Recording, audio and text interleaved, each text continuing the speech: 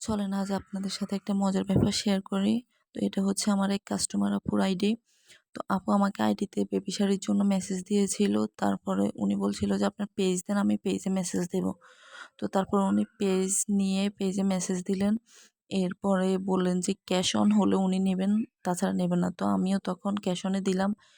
তারপর বললাম আপু আপনার অ্যাড্রেস দেন, কিন্তু উনি আর কিছুই বলেন নাই। তারপর আমিও ভাবলাম যে হয়তো আর নেবে না। এরপর ঈদের কয়েকদিন আগে আপু মেসেজ দিয়েছিলেন শাড়ির জন্য। তো আমি বললাম আপু অ্যাডভান্স আর আমি আর অর্ডার নিব না, আর যেহেতু এখন ঈদের টাইম। তো তারপর আপু তো নিবেই না। এরপর আমি আমার প্রুফ দিলাম, কিন্তু উনি বলল এরকম বহু রিভিউ বানানো যায় পেকভাবে। তো আমি বললাম দেখেন আমি আপনাকে স্ক্রিন রেকর্ড করে দেখাচ্ছি ভিডিও সহকারে।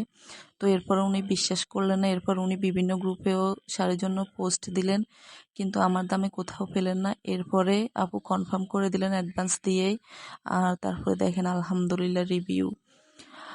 তো যারা যারা অ্যাডভান্স দিয়ে অর্ডার করতে চান না, এগুলো দেখে নেবেন, ইনশাল্লাহ আপনারা প্রতারিত হবেন না।